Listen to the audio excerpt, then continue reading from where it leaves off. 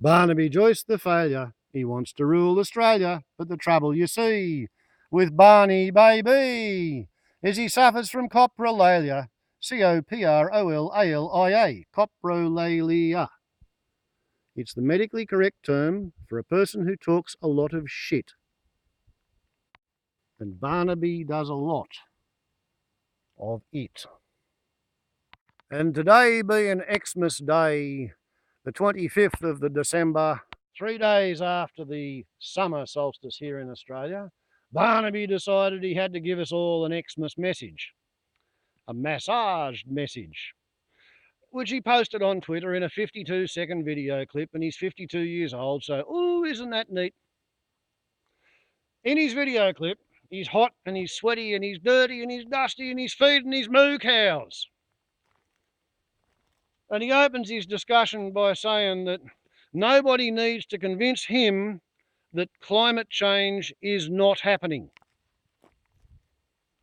Spot the double negative?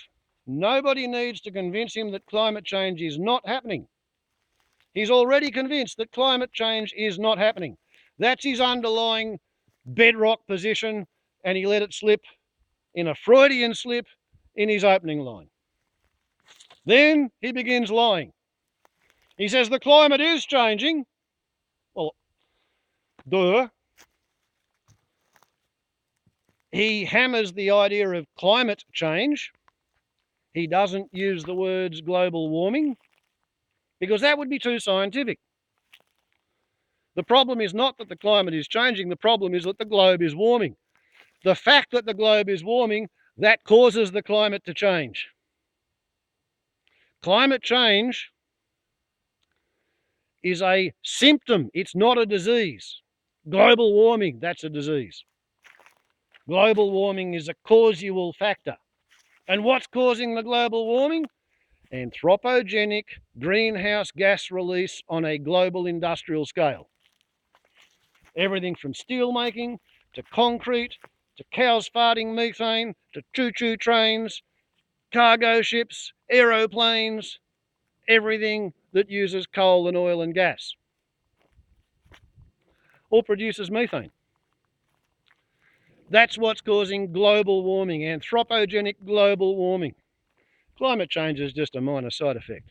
It's the one that's pissing us off, but it's a minor side effect of global warming.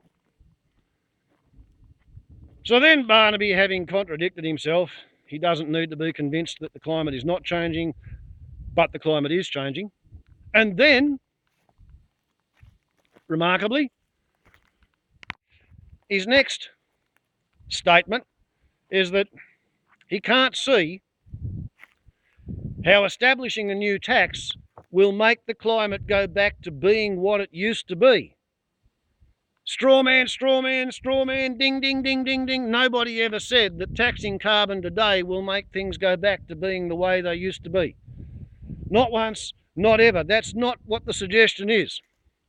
The suggestion is that we've got to where we are here and now because of all the gigatons of fossil carbon that we've dug up and we've burnt and injected into the sky, and it's caused greenhouse effect and global warming. This hot summer, for which we should rejoice and enjoy because it's the coolest summer we're ever going to see for the rest of our lives, this hot summer was caused approximately by all of the carbon dioxide that I released in 1994. You released some as well if you were alive, if you were consuming in the Western world, particularly if you were old enough to be buying things and driving things and paying for things. But personally, I bought 2,000 litres in 1994. And every time you let go a cubic metre of carbon dioxide, it takes 25 years to achieve 95% of all the warming it's going to achieve. So yeah, you could say that 95% of this heat wave is my fault. The drought, well, the drought is a lack of rainfall, and rainfall comes, 60% of it, from evaporation over forests. And what's happened to us here is that a couple of thousand miles upwind, everybody up there cut their forests down. They turned it into palm oil plantations. or they cleared the land and seeded it with buffel grass to make it an even worse fire hazard. But the point is, because a couple of thousand miles upwind, the forests have been cleared, therefore there's no moisture pump putting water into the air, and thus and because when it gets here, the air is too dry to rain on me. So my trees are dying. The idea, Barnaby, is that because we're in this situation now, the idea is to stop making it worse. Yesterday would be a good day to start not making it worse.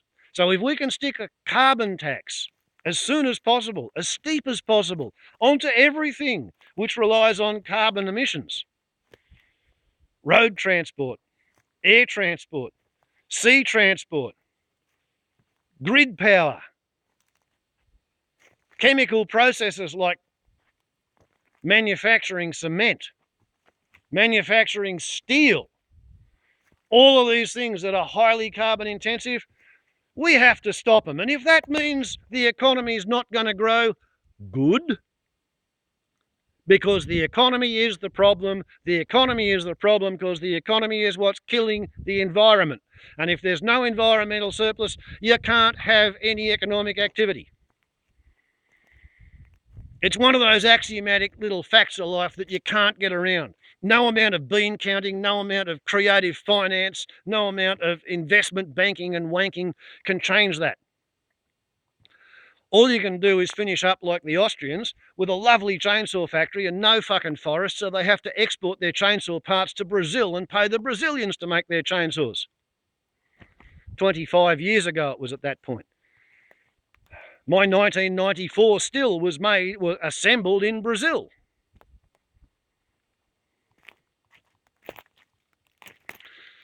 So that's the point, Barnaby. We here are losing our ecology, therefore we are doomed to lose our economy because people like you, Barnaby, and your side of politics in particular, i.e. the National Party and the Liberal Party and the Labor Party, because like it or lump it, every person who votes Labor wants to work for somebody who votes Liberal or National. Labor Party is the party of the workers.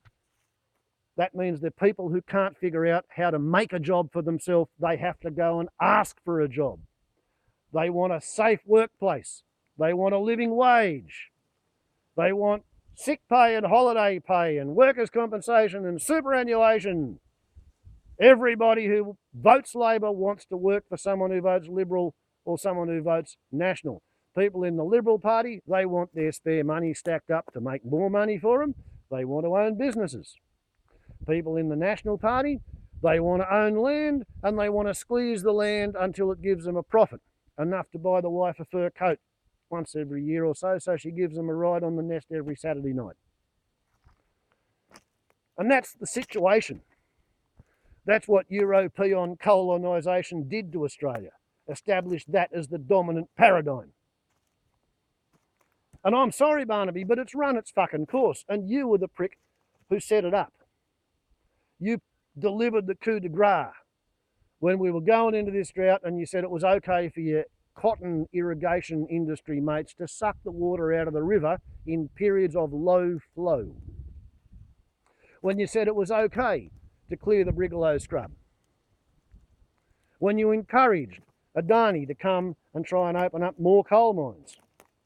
When you did whatever you could to facilitate Gina Rinehart digging up and selling Western Australia. Barnaby Joyce, God gave us humans dominion over the birds of the land and the birds of the air, the beasts of the land, and the fishes in the sea. That means we're supposed to look after them. It doesn't mean that we can exploit them until they're commercially extinct and then sell our equipment, buy new stuff, and move on to kill another species. You talk about respecting God, Barnaby. Go and look up pantheism, and then look up entheism, and then look up panentheism. And consider that every time you kill anything, you are killing God. Because the God theory is in everything. Everything is part of the God theory. And the God theory is conscious. sentient, the gestalt consciousness of everything alive in the whole fucking universe. And you, Barnaby Joyce, you adulterous bastard breeder, you get up there on fucking Xmas Day and you try and tell people like me that the drought's all because we don't respect God. I pay rates on 100 acres of the skin of planet Earth to protect it from the agro-cultists, spelt with 2 G's and a capital K. I don't allow hard-footed land lice on here because this is Australia. I'm trying to protect the bit of Australia that I can afford to pay the rates on. And Barnaby, you bastard breeder, you adulterous turd, you and your mates have fucked my life's work. I've now got pretty much nothing to do but sit here and polish the fire hose collection, wait until I get me big chance to try and save the hut, and after that fails, then go and sit on a fire truck and try and give somebody else a hand saving what's left of their place after your fucking global warming and your fucking fish-killing drought have turned their place into a bloody fuel bomb, just like it's turned my place into a bloody fuel bomb. And eventually, finally, when Australia has had to retreat to within 30 kilometres of the coast, because by 2025, there'll be 2 killer heat waves right here every year. Inverell and Moree will be uninhabitable by 2025. Between here and pretty much Purgatory Creek, uninhabitable, rain shadow, heat wave. If you're not right up close to the ocean, you're going to be too hot. You need the thermal mass of the ocean to keep it cool enough for humans to be able to live, because the wet bulb temperature will be above 35 and, you know, we'll just die. And then, at some point, Greenland's ice sheet's going to go plop. And when it goes plop, sea level comes up 6 metres. So everybody who runs away from the drought, learn to fucking swim and tread water, fellas, because you won't have any towns anywhere within 6 metres vertically of sea level today. And that's just Greenland. Lesser Antarctica, it's got 21 metres in it. Greater Antarctica's got 60 metres in it. In time, sea level's coming up 90 metres because of the carbon that we, our parents, our grandparents and our great-grandparents have put in the sky. And Barnaby Joyce, get your head around this. If NATO and the Warsaw Pact had nuked each other in 1984, 55% of all the carbon that's been extracted from under the ground and put into the sky would still be under the ground. Global warming would have finished 9 years ago. They could have nuked the fucking place as late as 1990 and still had half of all the carbon that's in the sky today because of our activity left under the ground. Because nuking the Northern Hemisphere shuts down the global vile age. Ponder that one, Barnaby, as you borrow money to feed your fucking moo cows the last bale of hay that you're able to get at high prices because there's no bee double routes from the coast to the bloody tablelands because the bushfires have burnt the road out. Just ponder that one, Barnaby. And ponder the future that you have bequeathed to the 2 little bastards that you bred in the act of walking away and disillusioning your 3 daughters. Teaching them that men are fucking assholes, because that's what you've taught them. Untrustworthy, lying bastards who let you down just when you think you can rely on them.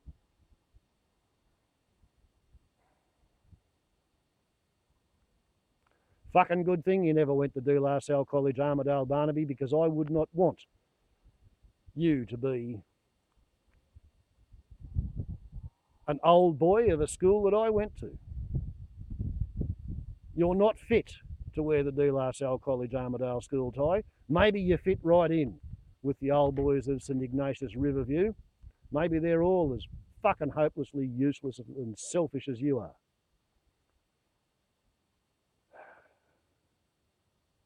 But people respecting God, as a message coming from you, as a prescription to fix global warming, because you don't want to introduce a new tax because you're still trying to grow the economy, because introducing a new tax won't undo the damage you've already done, therefore you want to keep doing more damage. Barnaby Joyce, you make me fucking sick. Next time you see me, do exactly what you did last time. And fucking well run away, you coward. Run away.